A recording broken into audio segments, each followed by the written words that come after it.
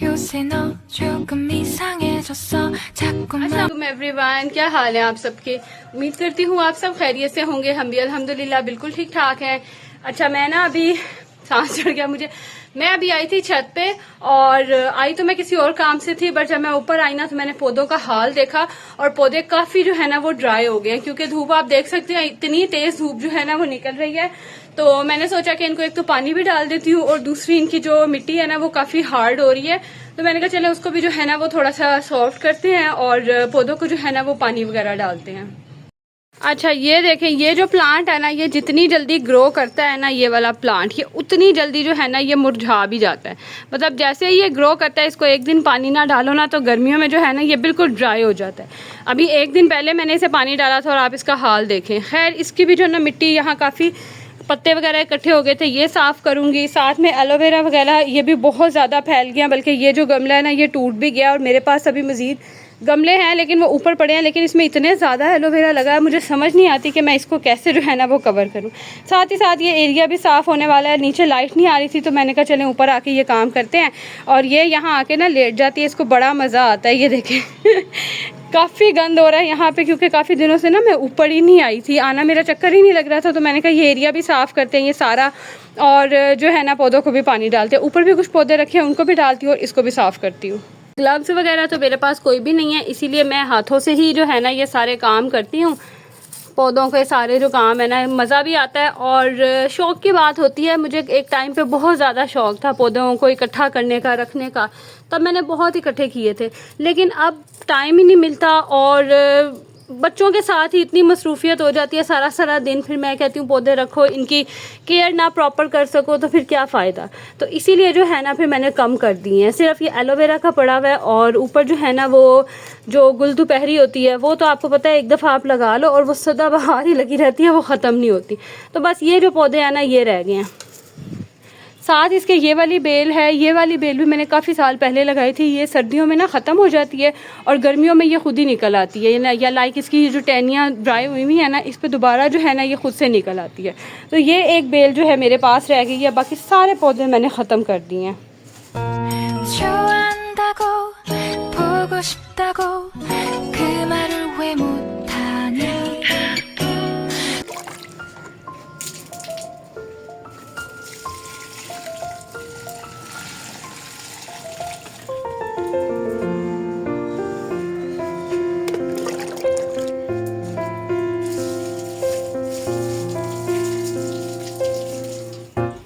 अच्छा जी, यहाँ पे अब मैंने ना पौधों को पानी वगैरह डाल दिया था और साथ ही साथ जो है ना मैं एलोवेरा को भी वॉश कर लूँगी।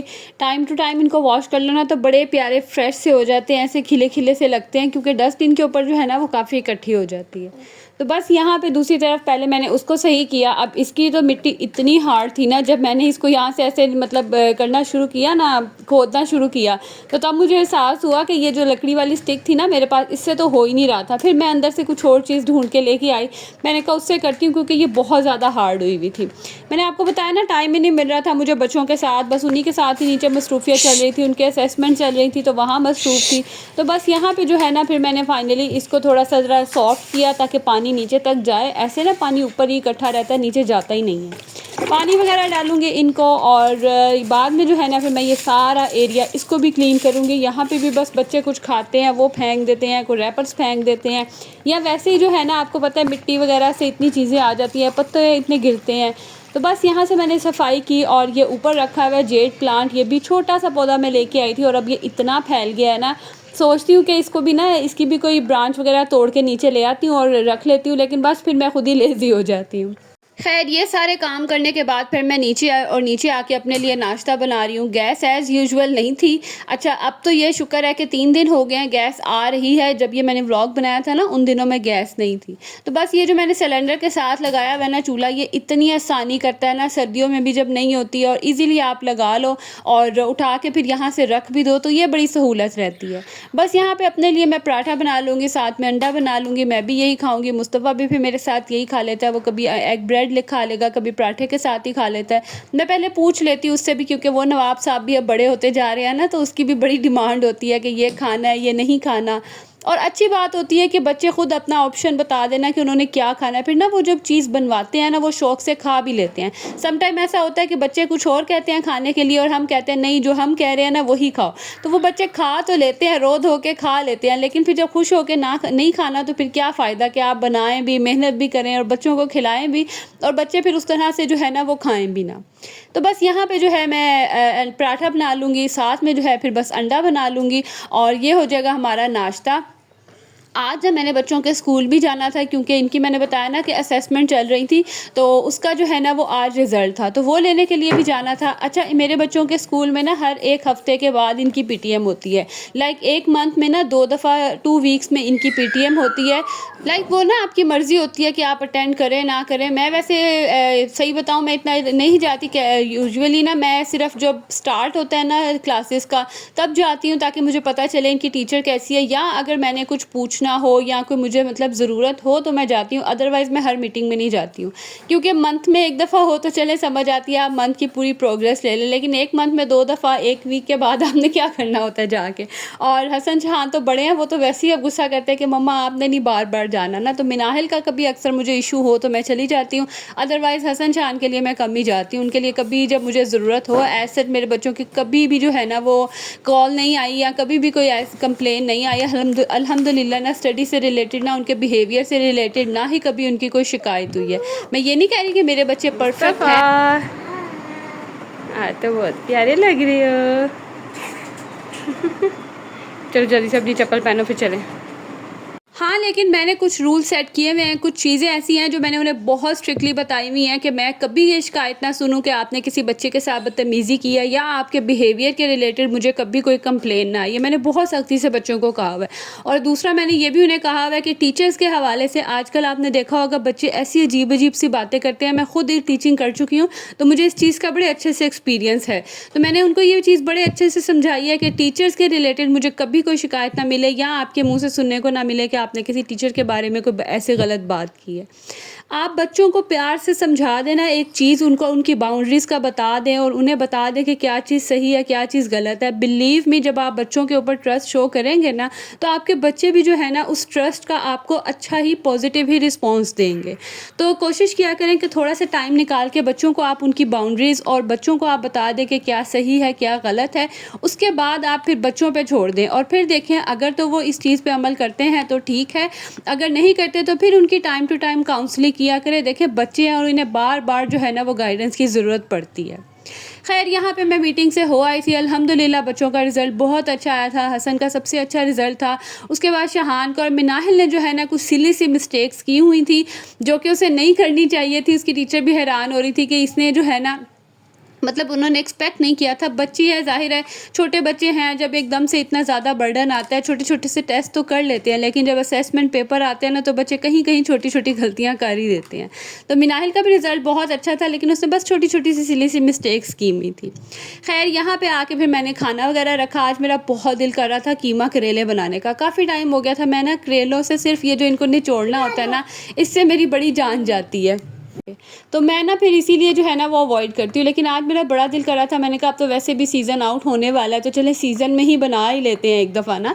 तो यहाँ आज मैंने कीमा करेले बनाए और बहुत मज़े के बने थे। तो साथ ही साथ अभी मैं खाना बना रही थी ना तो मिनाहिल को शौक़ हुआ कि उसने खाने हैं नूडल्स और कहती मामा आज मैं ख़ुद बनाऊँगी। तो खैर मैंने अपनी सुपरविजन में बनवाए। मैं इस तरह की चीज़ों से ना बहुत अवॉइड करती हूँ।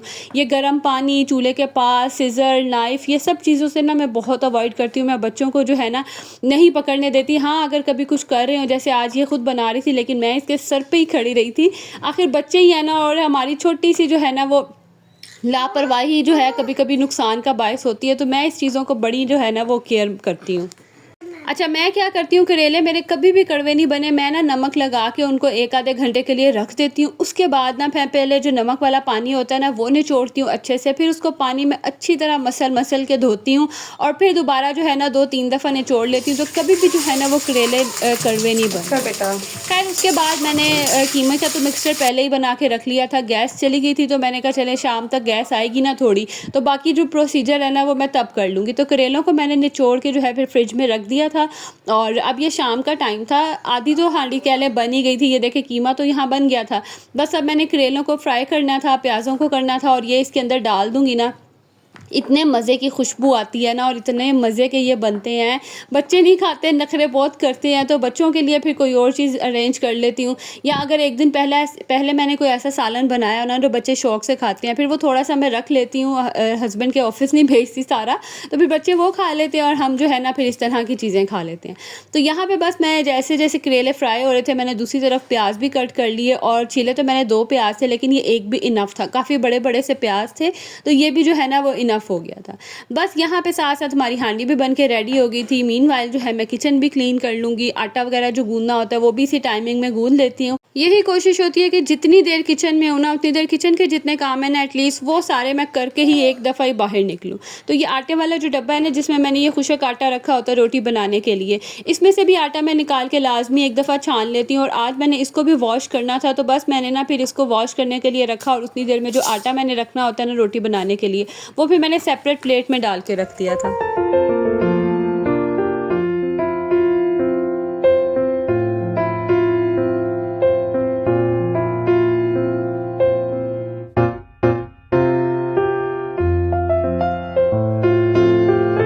आटे में नमक डालने की बारी आई तो याद आया कि इनको तो रीफ़िल ही नहीं किया था, तो बस फिर मैं ये दोबारा से जो है ना ये नमक मिर्च वगैरह की चीज़ें मैंने मंगवा के रखी हुई थी, मसाले रीफ़िल होने वाले थे, तो बस इनको भी जो है ना मैं रीफ़िल कर लूँगी। अच्छा, मैं क्या करती हूँ, ये देखिए इस तरह से पैकेट को हल्का सा हीटअप करके थोड़ा सा प्रेस करें ना तो ये सील हो जाते हैं। लाइक इनको वो बांध के रखने वाला चक्कर ही नहीं रहता, तो ये बड़ा अच्छा रहता है कि इस तरह से आप हल्का सा गर्म करें और उसको प्रेस कर लें तो ये ना सील हो जाते हैं और वो फिर एयर टाइट बन जाते हैं। लाइक अंदर हवा जाने वाला कोई सिस्टम तो रहता नहीं है। तो ये देखें यहाँ पे जो है ना हमारे कीमा करेले भी बन के रेडी हो गए। इतने मज़े के बने थे ना और ज़रा से भी करेले कड़वे नहीं बने थे, और खाने का साथ में सलाद और स्पेशली खीरा और इसके साथ रायता बना हो ना पुदीने का, तो बहुत मज़ा आता है खाने का।